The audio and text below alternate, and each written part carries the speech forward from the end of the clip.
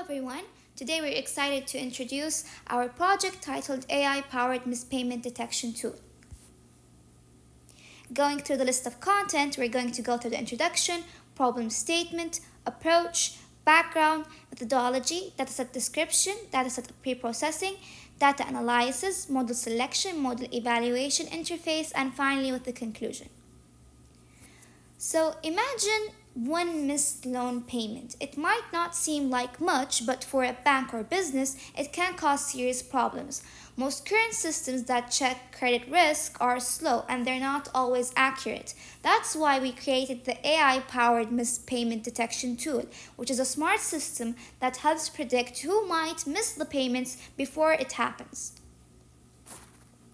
For the problem statement, we know that people may not pay their loans on time, which can hurt the business money flow and the trust in actually their system. So old methods, they don't work well anymore because they can't keep up with the changes in the people's behavior or even the economy. So we need a better, smarter way to find the risks early and avoid big losses. That's why we came up with the solution to build a predictive tool using historical loan data to detect the patterns, forecast the mispayments, and improve credit risk assessment. The impact is going to have a lower financial risk, better loan decisions, higher profitability, and enhanced forecasting accuracy. For our approach, we're going to use 3 machine learning models, which is KNN, gradient boosting, multi-layer perceptron. So then we made up with a simple and easy interface so loan officers can quickly see who's at risk and make better decisions. So the approach actually is an application-based approach focused on real-world usability, a functional tool tailored for financial end users, and a user-friendly interface for easy prediction and interpretation, which enables faster and smarter loan approval decisions. My name is Ala Al-Hajjaj and I will talk about background methodology and data description. In recent years, the rise in personal debt has made it increasingly important for banks and financial sectors to detect potential defaulters early. Traditional credit assessment methods like automated approvals or manual reviews often fall short. They can be biased and lack predictive power. Many early studies applied models like logistic regression, XGBoost, and LSTM. However, they often struggle with generalization, especially across different banks with varying approval policies. Most recent work has shown promising results using models like LightGBM, ANN, CNN, and chat-based explainable AI. Still, there is a clear gap. Few studies provide application-based tools that offer both visual analytics and model comparison for default prediction. Our project aims to fill that gap. The methodology we followed first starts with dataset, then EDA, followed by feature engineering and model selection, then training and evaluation the model, ending with application.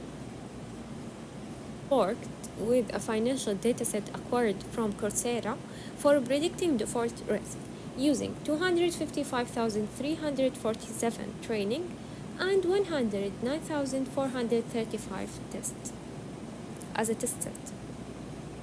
However, the dataset containing client features such as credit score, income, loan amount, and interest rate. Initially, the dataset was highly imbalanced, meaning there were significantly more non-defaulters than defaulters, which could bias our model toward the majority class. To address this, we applied SMOOTH, an oversampling technique to balance the dataset, achieving equal classes distribution about 225,000 records for both defaulters and non-defaulters.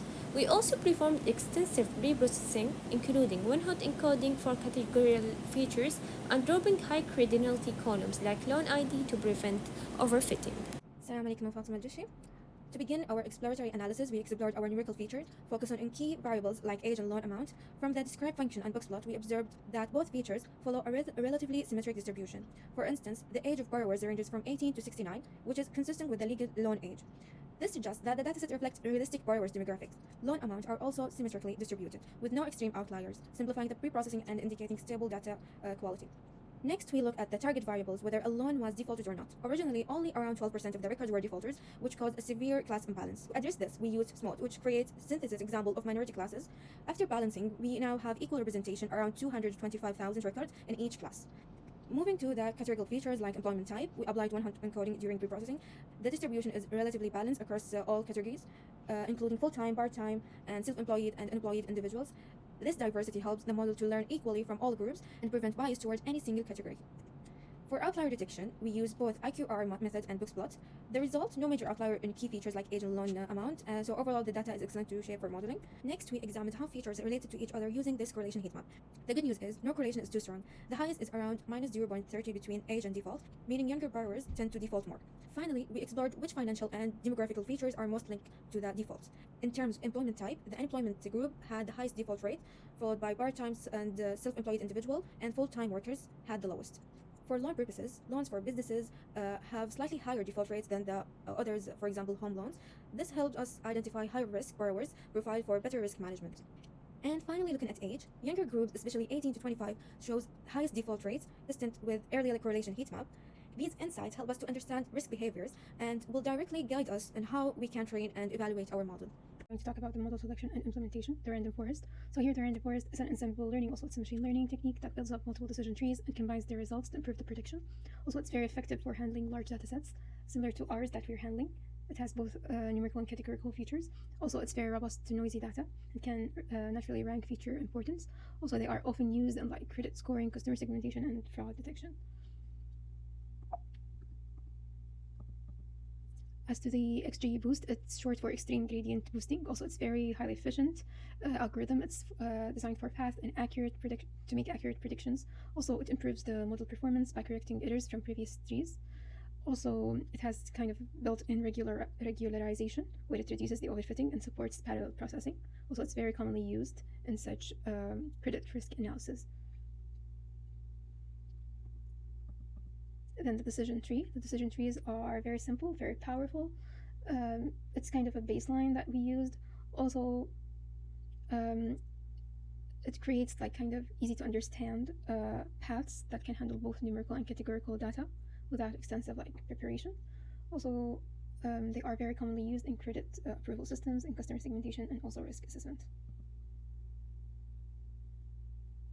Light GBM, it's short for Light Gradient Boosting Machine. Also, it's a very high speed gradient boosting framework. Also, it's an ensemble learning model. Also, it's a leaf-wise tree growth strategy that reduces more loss compared to traditional leaf-wise methods.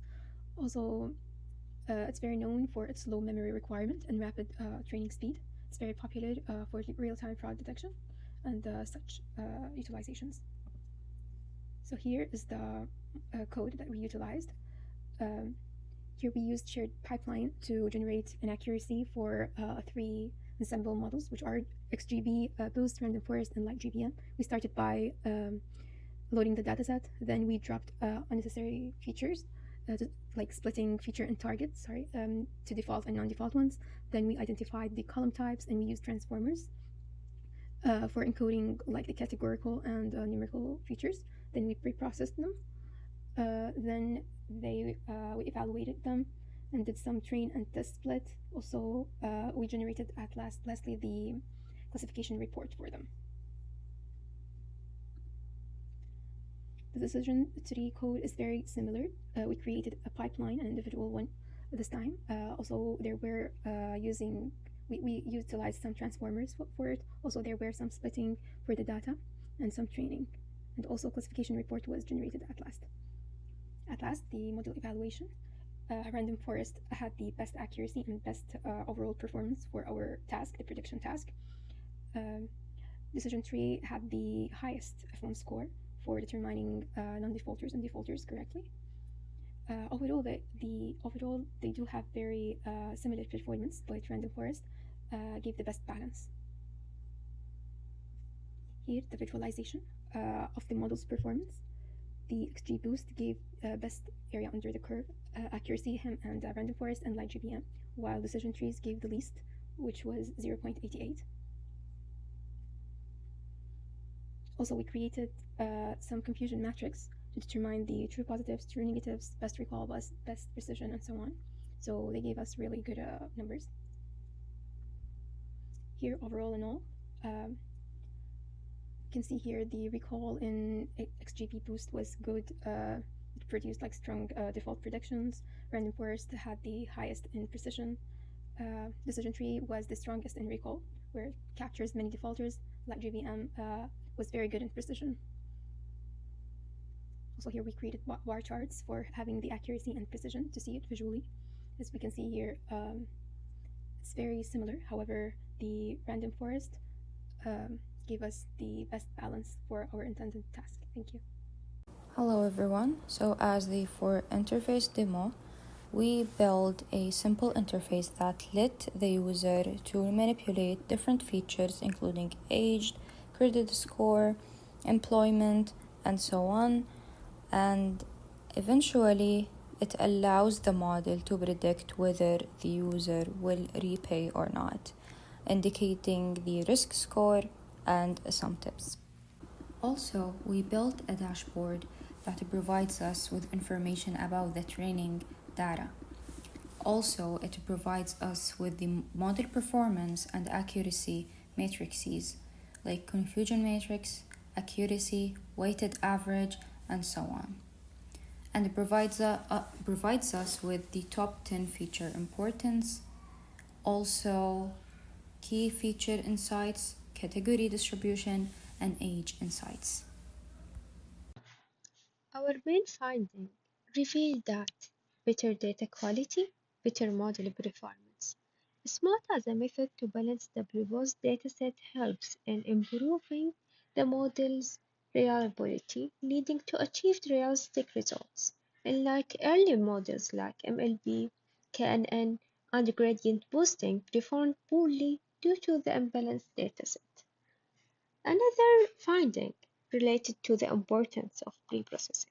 The pre-processing techniques that were applied include dropping high cardinality fields, encoding categorical features properly, and ensuring balanced data plays a critical role in models' accuracy and fairness. Another main finding related to ensemble models. Our experiments demonstrate that ensemble-based models are highly effective in binary classification like loan default prediction. In addition, the ensemble models outperform traditional methods. In conclusion, the rapid growth of debt has increased the need for effective solutions to address defaulting clients. This project has introduced different approaches to balance and solve these issues. As a future work, we suggest to further explain the ethical dimensions of data-driven lending, particularly regarding bias and fairness in model predictions. Thank you for listening.